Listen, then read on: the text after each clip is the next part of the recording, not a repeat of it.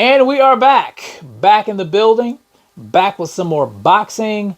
Don't forget to subscribe to the channel, smash the like button, and all that good stuff. Now, guys, I am a little bit late with this one, but better late than never, right? I'm talking about the Tszyu fight this past weekend. Tszyu, the newly crowned WBO champion, took on Brian Mendoza. First of all, hats off to Tszyu for improving his record to 24-0, winning by unanimous decision over Brian Mendoza. And let me get you guys the scorecards first here. I'll get the scorecards out here for you. It was 116 to 111, 116 to 112, and 117 to 111. Now, this fight did not go the way I thought it was going to go. I talked about this a little bit in a video I did to lead up to the fight. I thought this fight would be more of a brawl. I thought somebody would get knocked out in this fight, and none of that happened. It was the complete opposite. Hats off to Brian Mendoza. He has heart. He has a lot of heart, and he has a hard-ass chin. I'll say that. He has a chin of stone because no matter what, he would not go down in that fight. So I had to take my hat off to him for surviving that onslaught from Tszyu. Now, as far as the fight goes, both of the guys did something that I didn't expect. They both were actually boxing in this fight. Brian Mendoza, excuse me, guys. Brian Mendoza, I thought he did excellent in the first half of the fight. He was working behind the jab, moving around the ring. Just something I really didn't expect to see from Brian Mendoza. I thought it would be an up and close fight, up in your face fight, but he chose not to fight that way. And I think, he was playing it smart due to the power of Tszyu. Now, Tszyu did start turning it on, I think around the 5th round. The pressure, you guys know Tszyu pressures you a lot. And he's just so methodical and poised in his approach, and he just looks unbothered. And when he lands, when he connects with his punches, you can tell his opponent feels those punches. And he was getting the best of Mendoza in those exchanges. And it was just too much for Brian Mendoza. It was a lot of times I thought that he was going to knock Brian Mendoza out. But like I said, Brian Mendoza actually survived the fight.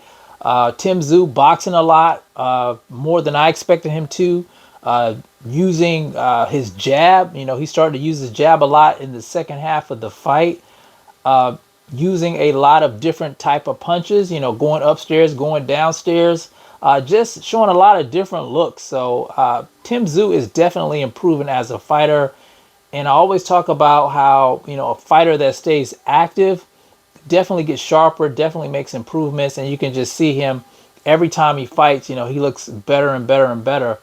I would have said a while back that Jermell Charlo would wash Tszyu easily, but I'm not thinking like that anymore. I think Tszyu is a very worthy opponent for anybody at 154. He's just been doing such excellent work in the ring, and he's confident, he's strong, and his boxing is getting a lot better. So I think he's a problem. I think he's going to be a problem at 154, and I think it's going to be a problem getting that title back from him, even though he was elevated to the WBO champion.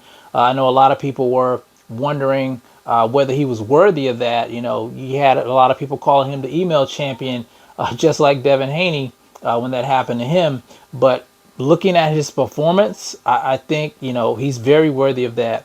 And I think this is a fight that Jermell Charlo needs to take to get his career back on track, to give people confidence in his ability once again, because we know what he looked like in that Canelo Alvarez fight. A lot of people were upset with Jermell Charlo because he didn't perform in that fight. He seemed like he was afraid. He seems like he was there to get a paycheck.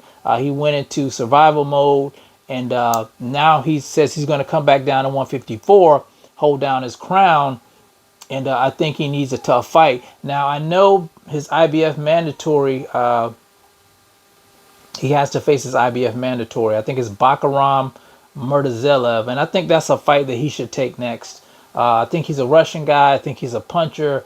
I think to get reacclimated to 154. He should face a guy like that first and then fight Tszyu, because Tszyu did call out Jermell Charlo after the fight, guys. That's the fight that he wants next, because he wants to be undisputed at 154 pounds, and I think he has a good shot in doing it. So I think Jermell Charlo needs to get back up on his game and not take Tszyu lightly.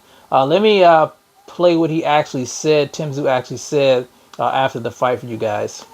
Tszyu, you said that you didn't feel any different being a world champion, but now that you've won a fight and you've defended your belt, do you feel different? Charlo! Oh my God. Come out and play! What do you think Jermell Charlo would have thought watching that performance? You're probably in his delusional head, probably think that he's going to beat me. Come get it. Come get it.